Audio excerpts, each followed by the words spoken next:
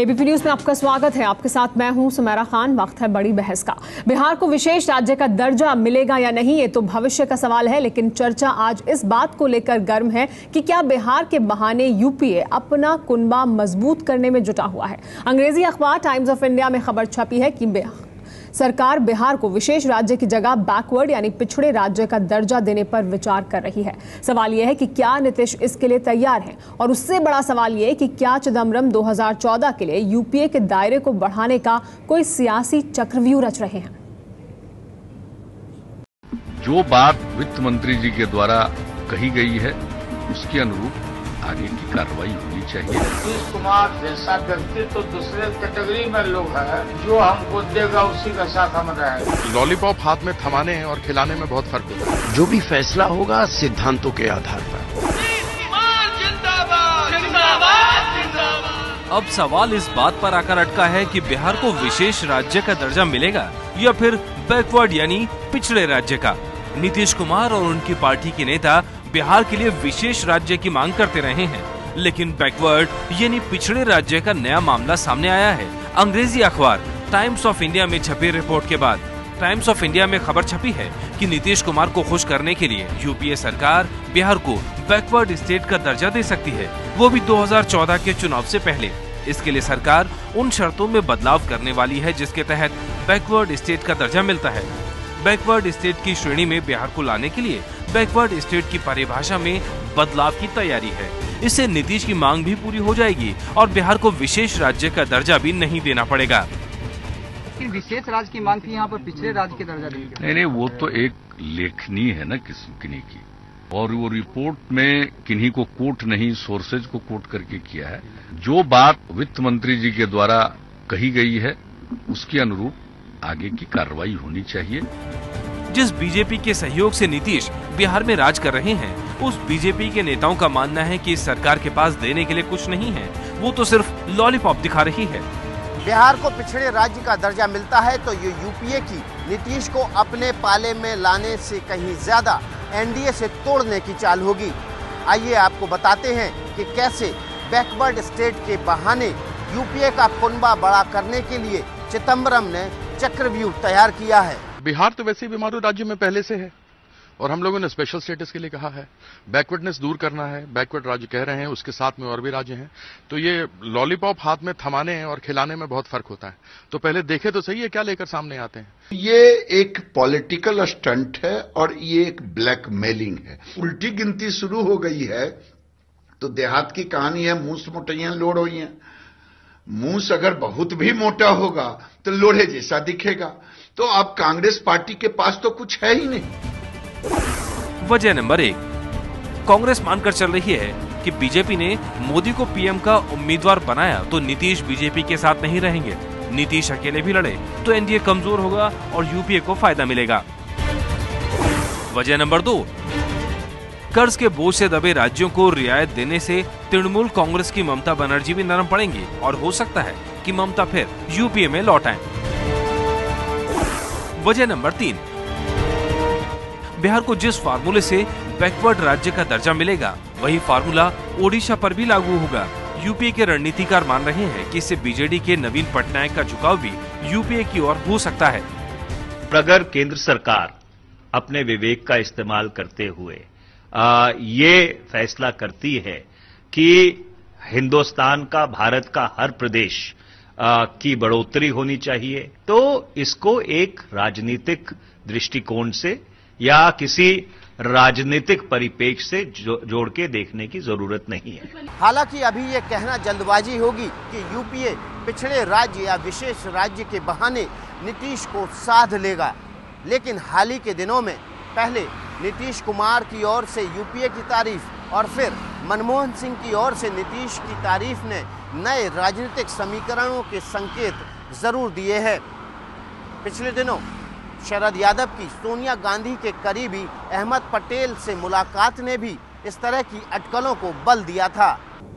जहाँ जो ये तारीफों का सिलसिला चल पड़ा है केंद्र सरकार और बिहार सरकार यानी नीतीश कुमार और प्रधानमंत्री मनमोहन सिंह के बीच, उसके बाद बड़ा सवाल जिस पर हम करेंगे बड़ी बहस वो ये कि क्या चुनाव की चिंता है या बिहार की चिंता है। हमारे साथ मेहमान भी जुड़ गए हैं। हमारे साथ बीजेपी से रामेश्वर चौरसिया जी जुड़े हैं। इसके अलावा हमारे साथ मनोज कुमार झा जुड़े हैं जो प्रवक्ता हैं आरजेडी के। हमारे साथ और भी मेहमान जुड़ेंगे, लेकिन सबसे पहले रामेश्वर चौरसिया जी आपसे मेरा सवाल कि ये जो मेल मिलाप हो रहा है, जो दोस्ती यारी हो रही है, तारीफें हो रही हैं, जिसे आप पॉलिटिकल स्टंट कह रहे हैं, ये तो बीजेपी के लिए तो भारी पड़ने वाला है। फिर देखिए सुमेरा जी, बीजेपी के लिए भारी पड़ने वाला है ऐसा नहीं है। ये कांग्रेस पार्टी को भी पता है कि ये विशेष राज्य का दर्जा देगी नहीं, और विशेष राज्य के दर्जे की मांग कोई आज से बिहार के मुख्यमंत्री नहीं कर रहे हैं, और सिर्फ बिहार के मुख्यमंत्री नहीं कर रहे हैं। ये एनडीए की सरकार बनी, 2006 में एक प्रस्ताव पास किया गया, उसमें सर्वदलीय प्रस्ताव पास है। ऐसा नहीं है कि कोई एक पार्टी का, कि बिहार जो पिछड़ा राज्य है ये मान करके किया गया था। वो कांग्रेस वाले भी साथ आए थे, इसलिए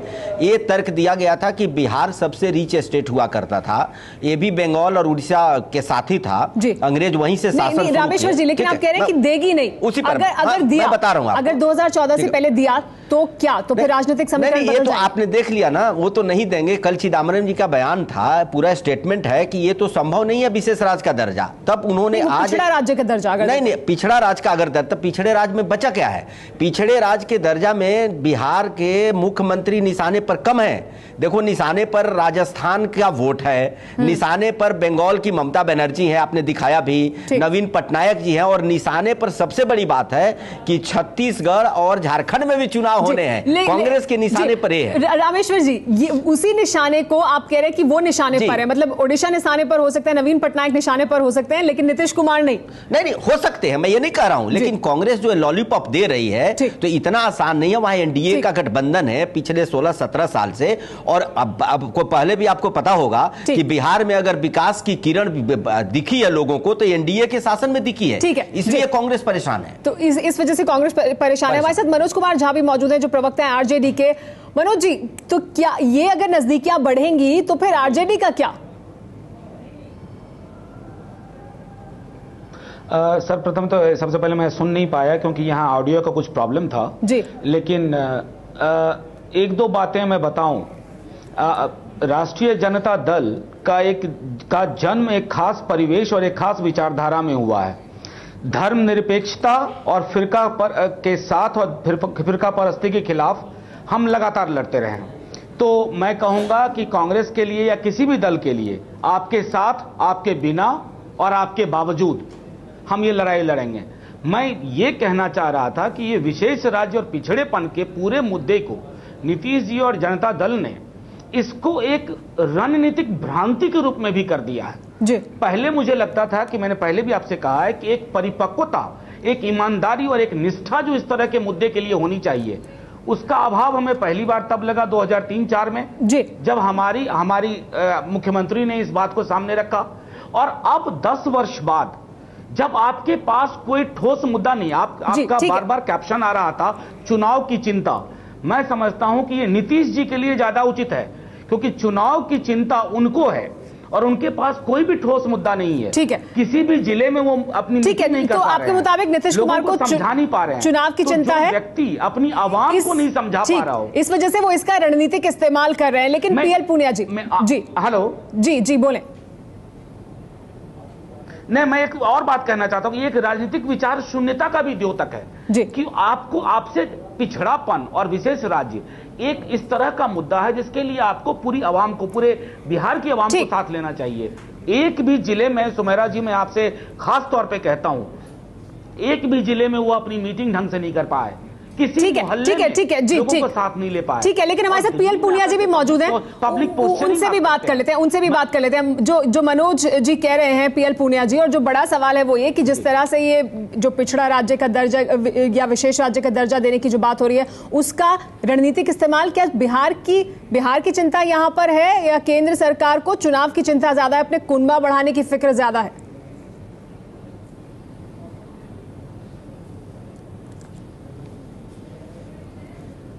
देखिए, इसको राजनीतिक रूप ज़्यादा ना दिया जाए, ये हमेशा मांग होती रही।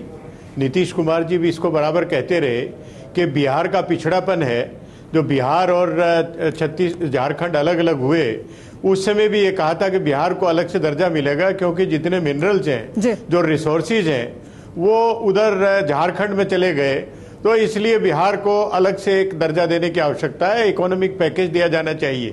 ये मांग हमेशा रही है और इसके बारे में कांग्रेस पार्टी की तरफ से चुनाव से पहले ऐसा कोई नहीं कहा गया कि आप हमको समर्थन दीजिए, हम आपको पिछड़ा वर्ग, पिछड़ा स्टेट का दर्जा दे देंगे। पीएल पुनिया जी, ऐसा ऐलान थोड़ी करेंगे आप, ऐसा ऐलान थोड़ी करेंगे आप कि हम ऐसा करेंगे। मानक है, बिल्कुल, मानकों को पुनर्विचार। पीएल पुनिया जी, लेकिन कांग्रेस पार्टी ऐसे ऐलान थोड़ी करेगी हम ये करने वाले हैं, अब आप हमें ये हमारे साथ आइए, ऐसा थोड़ी किया जाएगा। लेकिन नीतीश कुमार लगातार ये कहते रहे हैं, जो ये करेगा, जो भी विशेष राज्य का दर्जा देगा बिहार को, हम उसके साथ होंगे। तो नीतीश कुमार तो बिल्कुल कोई दिक्कत नहीं है, कोई दिक्कत नहीं है। हम तो आपसे पूछ रहे हैं कि क्या ऐसा ही है? जो आर्थिक दृष्टि, जो सुमेरा जी, आर्थिक दृष्टि मैं ही एक सवाल पुनिया जी से पूछना चाहता हूं। अकेला बिहार नहीं पुनिया जी, उड़ीसा भी है, वेस्ट बंगाल का भी प्रॉब्लम है। पुनिया जी, यहाँ तक कि जो प्रोग्रेसिव स्टेट हैं, उनको जो लोन इसके ऋण, और भी राज्य हैं। पीएल पुनिया जी, आपसे रामेश्वर चौरसिया जी भी अलग से मानक, इस पर रामेश्वर चौरसिया जी भी और मनोज जी भी दोनों ही प्रतिक्रिया देना चाहते हैं।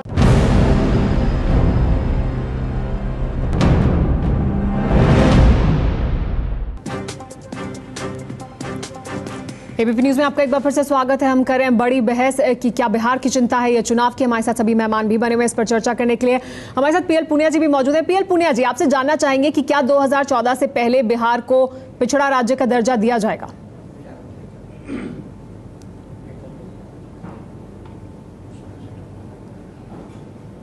देखिए, बजट स्पीच अगर पढ़ें, उसमें स्पष्ट रूप से कहा है कि जो पिछड़ापन के जो मानक हैं, उसमें परिवर्तन करने की आवश्यकता है।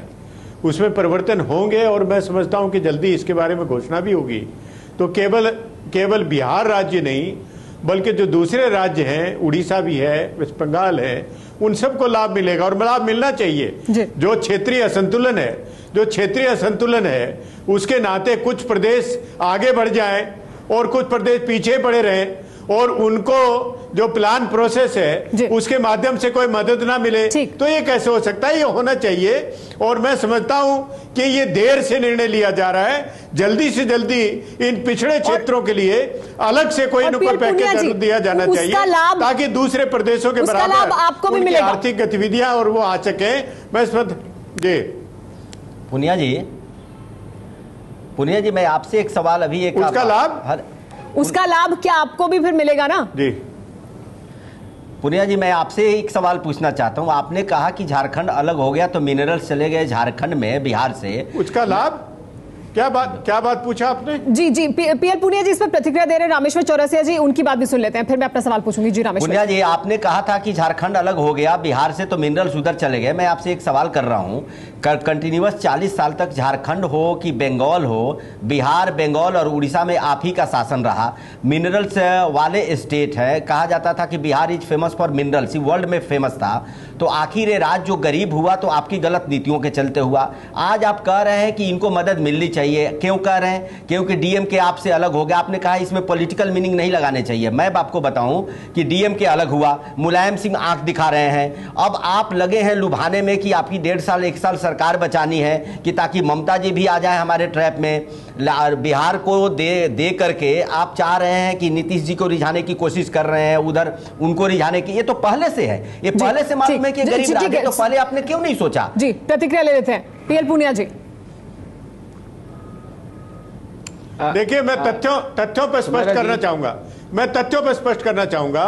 आपने कहा कि वो जब डीएमके अलग से हो गया तो आपको चिंता पिछड़ेपन की आ गई, तो ये सही आपको तथ्य जानकारी होनी चाहिए कि बजट पहले पेश हो चुका है और बजट में इसका प्राविधान है कि पिछड़ेपन के मानकों में कहीं परिवर्तन करने की आवश्यकता हम करेंगे।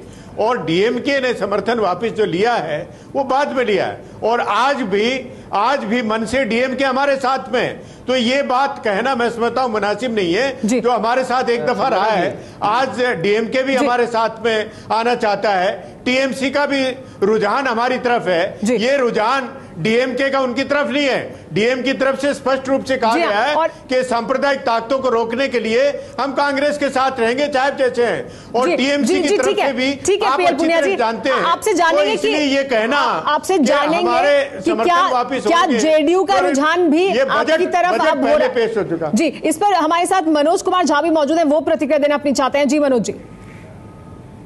जी बहुत क्विकली सुमेरा जी, मैं छोटी सी एक बात कहना चाहता था कि पीएल पुनिया जी, थोड़ा सा बहस को आपका जो मुख्य मुद्दा था उस पर लाना चाहता था कि सबसे पहली बात तो कि अगर इस बात में इतना ही दम था तो 2003-2004 से मैं पीएल पुनिया जी को कहना चाहता हूं कि बिहार असेंबली का रेजोल्यूशन था स्पेशल स्टेटस के लिए, क्योंकि जब लोक स्मृति मीडिया की मुहाफिज हो जाए तो इस तरह की बातें छुप जाती हैं।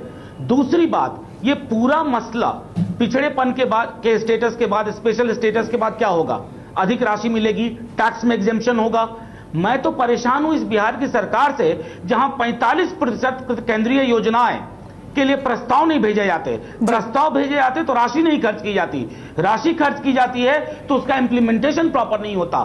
तीसरी चीज पीएल पुनिया जी के लिए और सबके लिए कि इस राजनीति में संक्रमण काल में यह आवश्यक है देखना कि जो व्यक्ति आज एक अलग पोस्चर कर रहा है वो 2004 और 9 में एक ऐसे व्यक्ति के नेतृत्व में चुनाव लड़ा है जिसने सांप्रदायिकता का विश्व वृक्ष इस हिंदुस्तान में सींचा और पाला है। जी हाँ मनोज, पब्लिक पोस्चरिंग के अलावा कुछ नहीं है, इसलिए मैंने कहा लेकिन इस पब्लिक रणनीतिक हथियार जी मनोज जी, लेकिन बड़ा सवाल तो यह है कि जो ये पोस्चरिंग हो रही है नीतीश कुमार द्वारा, केंद्र सरकार द्वारा, उसका नतीजा क्या यूपीए का कुनबा बढ़ने के तौर पर निकलेगा? क्या वो नतीजा निकलने वाला है? क्या उसकी तरफ बढ़ रहे हैं आगे ये लोग? इस पर बात करेंगे।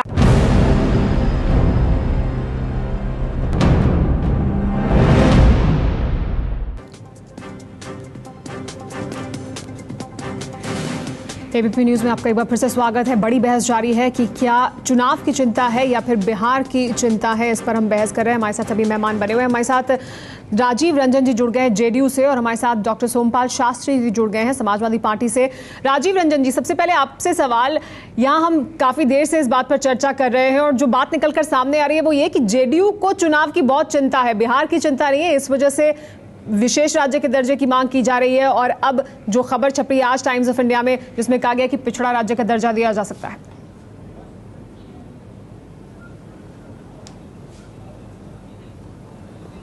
मैं आपके सवाल को बहुत अच्छे तरीके से नहीं सुन पाया, लेकिन जो कुछ मैं समझ पा रहा हूं मैं इतना जरूर कहना चाहूंगा कि आज जो कुछ भी समाचार माध्यमों के जरिए जो बातें सामने आई हैं, यह कहीं ना कहीं इस राज्य के करोड़ों लोगों ने जो बिहार के विशेष राज्य के दर्जा के लिए एक लड़ाई लड़ी नीतीश कुमार जी की अगुवाई में, देश में एक आरंभिक स्वीकार्यता इसे हम जरूर मानते हैं, लेकिन हमारा जो संघर्ष है, हमारी लड़ाई बिहार के विशेष राज्य के दर्जा पाने तक के लिए है, और हम इसे एक पड़ाव के तौर पर देख रहे हैं कि इस चर्चा को एक निर्णायक मुकाम तक पहुंचाने का काम आज हुआ है। जी हाँ, और क्या इससे यूपीए से नजदीकियां बढ़ेंगी? क्या 2014 में यूपीए के साथ जो नजदीकियां हैं वो बढ़ेंगी फिर जेडीयू की?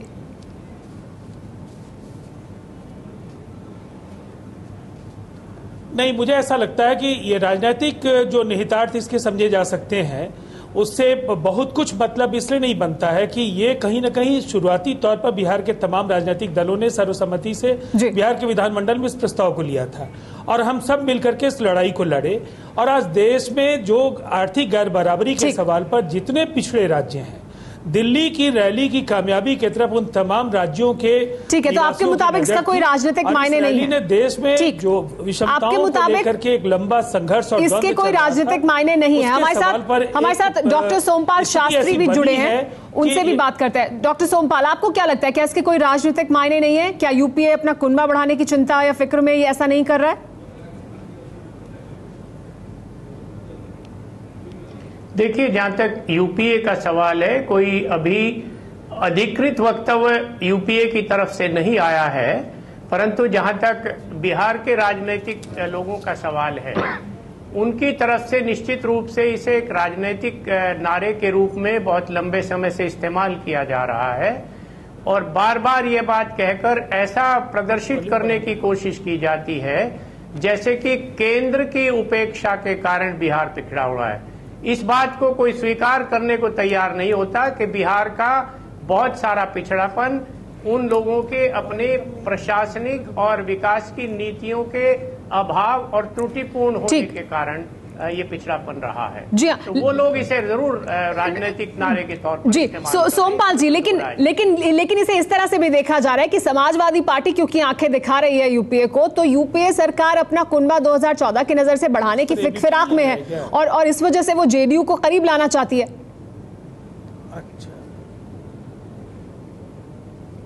देखिए, अभी ऐसा मैंने कहा कि केवल अभी अधिकृत रूप से ऐसा कुछ नहीं कहा गया है, और जहां तक पिछड़ा राज्य घोषित करने की बात है उसके कुछ आधारभूत मानक बने हुए हैं, उसकी एक प्रक्रिया निर्धारित है।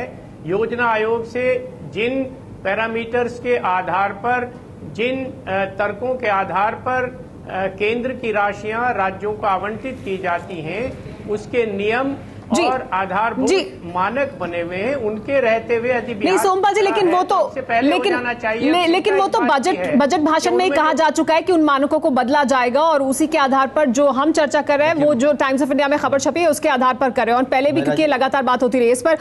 रामेश्वर चौरसिया जी प्रतिक्रिया देना चाहते हैं। जी रामेश्वर। मेरा मानना है इसमें इसका कुछ लेना नहीं, कांग्रेस का स्टंट है। आप देखिए जो स्टेट विकसित हुए और जो पिछड़े रह गए, सोमपाल जी बोल रहे हैं यूपी भी पिछड़े में आता है, जो एक बीमारू स्टेट कहा जाता था उसमें उत्तर प्रदेश भी है।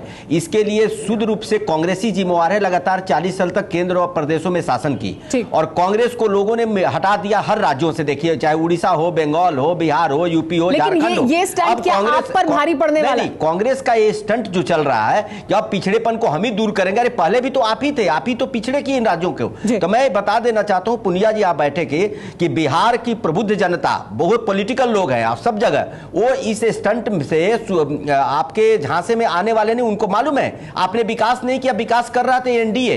हर एनडीए के सरकार में ग्रोथ रेट ज्यादा है, तो इसीलिए जनता को यह विश्वास होने जा रहा है धीरे धीरे कि अब एनडीए ही हमें सही ढंग से महंगाई पर कंट्रोल रख सकती है। भ्रष्टाचार नहीं था अटल जी के सरकार में, अटल जी के समय हम गैस फ्री कर दिए थे, जवाब ले लेते हैं। कोई उस पर कंट्रोल नहीं था। आप गैस पर भी कंट्रोल कर रहे हो कि 6 देंगे कि 9 देंगे, जनता इस झांसे में नहीं आई।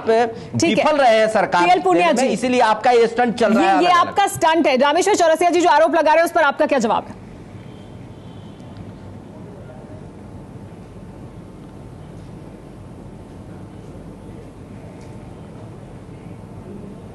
हेलो हेलो हेलो जी पीएल पुनिया जी। किससे पूछ रहे हैं? जी पुनिया जी आपसे। अच्छा मुझसे पूछ रहे हैं जी। देखिए मैं इसको एक सिरे से खारिज करता हूं। मैं एक सिरे से इस बात को, आरोप को खारिज करता हूं कि ये यूपीए सरकार का स्टंट है। ये नहीं है। ये आप जान लीजिए, मनोज जी अभी कह रहे थे कि 2003 से रेजोल्यूशन पास हुआ, अब तक क्या किया? 2003 से अगर नहीं हुआ, क्या कोई स्टे ऑर्डर है, कि कोई बंदिश है, कोई पाबंदी है कि हम निर्णय नहीं ले सकते? अगर न्याय की बात करते हैं और अगर पिछड़ापन को दूर करने की बात करते हैं, उन क्षेत्र को न्याय दिलाने की बात करते हैं, तो हमको उसको स्टंट कहा जाएगा? मैं समझता हूं कि बिल्कुल गलत है। और जहां पर एनडीए की सरकार की तारीफ करने की बात है तो आप जरूर तारीफ करें, जहां जहां होता है तारीफ करें, लेकिन पूरे हिंदुस्तान भर में जहां जहां आप कहते हैं कि एनडीए की सरकार ने तरक्की की है, तो वहां कांग्रेस की भी सरकार हुई थी, वहां पर भी विकास हुआ, वहां पर भी विकास में वो प्रदेश आगे बढ़े। उनकी भौगोलिक स्थितियां, जियो फिजिकल पोजीशन, पॉलिटिकल सिचुएशन, वो सब अलग अलग है। और दुर्भाग्य से यूपी है, बिहार है, उड़ीसा उससे वंचित रहे हैं। वो अगर पीछे हैं दौड़ में, अगर उनको बराबर लाने का प्रयास किया जा रहा है, तो उसको अगर स्टंट कहा जा रहा है, तो मैं समझता हूं कि इन पिछड़े राज्यों के जो जितने लोगों का उसका अपमान है और उनके लिए सहायता बाधा के रूप में इसको माना जाना। पुनिया जी मैंने इसलिए स्टंट कहा कि ये तो पहले से पिछड़े हैं, आप 9 साल से सत्ता में है, आपको तो ये पहले काम करना चाहिए था। अब चुनाव नजदीक आ रहा है तब आप इसको ला रहे हैं, इसलिए ये स्टंट है। अगर पहले किए होते तो इसमें किसी की कोई एतराज नहीं था। अब चूंकि चुनाव सामने है और आप देख रहे हैं कि आपका, मैं ये कह रहा हूं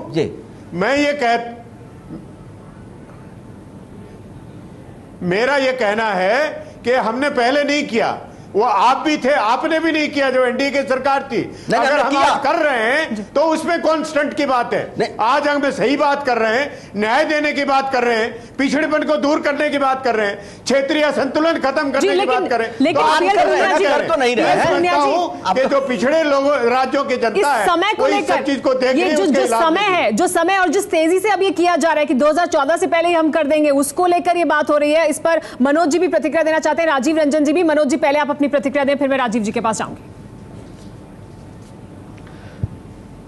सर्वप्रथम सुमेरा जी, मैं छोटी सी एक दो ही बात कहूंगा, बाकी लोग प्रतिक्रिया दें। एक तो मैं बहस को एक मुकम्मल दिशा में ले जाना चाहता हूं जहां से आपने शुरुआत की थी। जब राजीव जी करोड़ों बिहारियों की बात कर रहे थे, हम जैसे लोगों की बात कर रहे थे, तो मुझे बड़ा ही मतलब एक विडंबनात्मक एक स्थिति लग रही थी कि मुख्यमंत्री जी किसी भी जिले में सैकड़ों और हजार लोगों को अपने साथ नहीं ले पाए और इस बात के लिए समझा पाए, और कहीं ना कहीं उनके लिए ये विशेष राज्य का मुद्दा एक ऐसा एक लेवल की तरह आया है जो लेवल उनको बाकी असफलताओं को छुपाने में मदद करता है, नंबर एक। नंबर दो, दूसरी एक छोटी सी बात मैं कहना चाहता हूं कि आखिर इस विशेष राज्य के और 2014 की पोस्टरिंग में आप उनके अगर उस दिन के भाषण को सुनिए, उस दिन भी मैंने कहा था कि मुझको इतनी अपरिपक्वता की उम्मीद नहीं थी। दाएं नहीं देखो, बाएं नहीं देखो, सीधे देखो। हम पॉलिटिकल साइंस पढ़ने वाले लोग हैं, लेफ्ट राइट और सेंटर समझते हैं। एक मुख्यमंत्री जो पिछड़ेपन को आधार बना करके मुद्दे के आधार पर अगर अपनी बात रखना चाहता है तो उससे गंभीर, निष्ठावान और ईमानदार बहस की आवश्यकता है, इस तरह के सतही बहस की नहीं। हम उसी को दे देंगे। इससे क्या साबित होता है कि आप न तो बिहार के प्रति संवेदनशील है, न राष्ट्र की बेहतर संभावनाओं के प्रति संवेदनशील। जी हाँ, इस पर जवाब लेंगे राजीव रंजन जी से। राजीव रंजन जी अपनी प्रतिक्रिया देना चाहते हैं।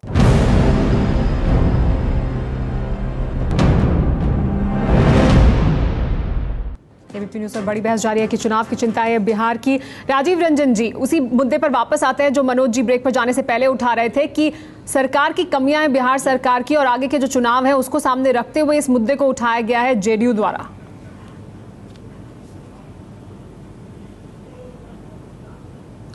देखिए, हमें मुद्दे की जरूरत नहीं थी। बिहार ने जो हासिल किया है संसाधनों के अभाव के बावजूद, वो न केवल देश में बल्कि दुनिया में मिसाल है। और हमने लगातार 5 वर्षों तक देश में विकास दर के अव्वल दर्जे पर बने रहने का कीर्तिमान स्थापित किया है। और जिस तरह से मनोज जी ने बहुत सारी बातें कही है, मुझे बौद्धिक दिवालियेपन पर, राष्ट्रीय जनता दल के बौद्धिक दिवालियेपन पर कुछ कहना नहीं है, लेकिन मैं इतना जरूर कहना चाहूंगा कि भारतीय जनता पार्टी के भी नेताओं में कभी कभी कतिपय नेताओं के जो विचार होते हैं, मैं समझ नहीं पाता हूं कि चौरसिया जी क्यों इतने परेशान दिख रहे हैं। जब तक कोई ठोस प्रस्ताव नहीं आता है, जनता दल यूनाइटेड ने भारतीय जनता पार्टी के साथ मिलकर के बिहार के विशेष राज्य के दर्जा के सवाल पर आधिकारिक प्रस्ताव विधानमंडल में रखने का काम किया, और उसके बाद बिहार के तमाम दलों ने इस प्रस्ताव को सहमति प्रदान की। उसके बाद इस लड़ाई को हमने एक निर्णायक मुकाम पर पहुंचाने का काम किया है, और आरंभिक स्वीकार्यता भी इस लड़ाई को मिली। और ये राज्य की जनता के तकदीर और भाग्य का सवाल है। इसके राजनीतिक निहितार्थ ढूंढने वाले लोगों से मैं एक बात राजीव रंजन जी, लेकिन रामेश्वर चौरसिया जी से जान लेते हैं। रामेश्वर चौरसिया जी, 1/3 हिस्से में गुजर बसर कर रही है, जान लेते हैं कि क्यों चिंतित है रामेश्वर चौरसिया जी। रामेश्वर चौरसिया जी, हमारा लंबा फासला बढ़ता जा रहा है। क्या आप चिंतित हैं जो राजीव रंजन जी को दिखाई दे रहा है? इस तरह के प्रयासों की सराहना नहीं कर सकते तो कम से कम राष्ट्रीय जनता दल के नेताओं को चुप रहना चाहिए। नहीं तो बिहार की जनता ने उनको खदेड़ तो दिया ही है, खारिज कर दिया है। अब पूरी तरह से उनकी जड़ें हिल चुकी है बिहार में, और नीतीश कुमार जी ने लगातार राजीव रंजन जी पाया है। उपचुनाव लगातार आप राष्ट्रीय जनता दल की बात कर रहे हैं, करने की जरूरत नहीं है जी, तो उनसे बात करते हैं। ये एक बड़ी जरूरत है बिहार के लिए एक ऐतिहासिक जरूरत है, और इसको एक आरंभिक स्वीकार्यता देश ने अगर ठीक है जी है तो हम इस दिशा में रामेश्वर चौरसिया जी, राजीव रंजन जी, आपकी चिंता क्यों है? आपकी चिंता का मसौदा लेकर क्या है, हम अखबारों के माध्यम से जो चीजें आ रही हैं उनको आधिकारिक नहीं मानते। राजीव रंजन जी, मुझे ये पता नहीं चला। राजीव रंजन जी, हो गया, सुन लिए। राजीव रंजन जी, आपने बोल दिया हम चिंतित दिख रहे हैं, तक जारी रहे। आप सुन लीजिए, आपने बोल दिया हम चिंतित दिख रहे हैं। आपके आने के पहले हम यही कह रहे हैं, हमारी एनडीए की सरकार चल रही है, जो भी बिहार नहीं विकास किया उसके लिए कांग्रेस का 15 साल का कुशासन रहा जिम्मेवार। आपको हम कब से चिंतित दिखने लगे, मुझे ये समझ में नहीं आई बात। गठबंधन को लेकर सवाल उठ रहे हैं ना, इसलिए गठबंधन की बात है। देखो, गठबंधन की जब बात है तो वो आपका है, आप तय करो, हमारा तय करेंगे। सवाल बिहार के विकास का, मैंने यही बोला, कांग्रेस से अब कांग्रेस जाने वाली है तो कांग्रेस के लिए एक स्टंट वाला मामला हमें नजर आ रहा। बिहार को आज देख रहा है कि बैकवर्ड स्टेट इनको देना चाहिए। मैं कह रहा हूं ये बैकवर्ड स्टेट तो ये 9 साल से रामेश्वर जी, लेकिन आप राजीव जी को कैसे लगा कि हम चिंतित है, मुझे समझ में नहीं आया। और ये सवाल तो हम ही पूछ रहे थे। सवाल चल रहा है बिहार के विकास की, वो सीधे चले आए भाजपा नेताओं पे। मुझे पुनिया जी एक मिनट, वो सीधे चले आए भारतीय जनता पार्टी के नेताओं पे। बात मुझे अभी तक समझ में नहीं आई। इस पर करने के लिए अगर कोई कदम उठाया जा रहा है तो उसमें आपको क्या परेशानी? पुनिया जी आपको तो खुश होना चाहिए। ये बात आप बोल चुके हैं पुनिया जी, सब दुनिया को समझ में आ रहा है। आप कदम क्यों उठा रहे हैं समझ में आ रहे हैं पुनिया जी। तो आपको चिंता क्यों हो रही है? नहीं, हमें चिंता नहीं है, ये आपको, आप ज्यादा चिंतित है इसलिए कर रहे हैं। मुझे समझ में आ गई है जो देश के हालात आप कर रही है वो देश देख रहा है। हम सवाल राजीव जी का दे रहे थे कि राजीव जी को पता नहीं कैसे लगा कि हम कहां से चिंतित हो गए। पीएल पुनिया जी, मनोज जी की प्रतिक्रिया भी ले लेते हैं। जनता जानती है जी, केंद्र सरकार ने जो पहल की है वो मनोज जी की प्रतिक्रिया ले लेते हैं। जी रामेश्वर जी, आपकी सरकार थी बिहार में 40 साल, केंद्र में आपकी थी। ठीक है रामेश्वर जी, साथ अगर ऐसा हुआ है तो आप क्यों आ रहे हैं, आप इसको मानिए। मनोज जी संक्षेप में भी बात रखिए, सामने समय खत्म हो रहा है। जी अरे हमारी सरकार तो मदद करने के लिए उतरी है। देखता हूं सरकार ने पहल की है। एक मिनट राजीव जी आप मुझे सुने, आपको मैंने बहुत गौर से सुना। विकास पर बातचीत के लिए शोरगुल बहस का पर्याय नहीं हो सकता। शोर मचाना, और जहां तक बौद्धिक दिवालियेपन की बात है, मैं इस पर टिप्पणी ही नहीं करूंगा क्योंकि बौद्धिकता से जनता दल की विचारधारा का कोई संपर्क नहीं है। विकास परसेप्शन की चीज हमेशा नहीं हो सकती। विकास को अगर आप अखबारी परसेप्शन से देखेंगे तो वो फूटने लगा है। मैंने पहले भी कहा तो आज कह रहा हूं, लोग नीतीश जी की सरकार से पूछते हैं कि तुम्हारे विकास में मैं कहां हूं। जी समय खत्म हो रहा है। मनोज जी मुझे आपको यही रोकना पड़ेगा, हमारे पास समय खत्म हो रहा है इस चर्चा के लिए। आप सभी मेहमानों का बहुत बहुत शुक्रिया। किसी भी राज्य का विकास जरूर होना चाहिए, जो राज्य पिछड़े हैं उनका विकास होना चाहिए, लेकिन वो सिर्फ चुनाव की दृष्टि से, चुनाव या वोट बटोरने की राजनीति के तहत नहीं होना चाहिए।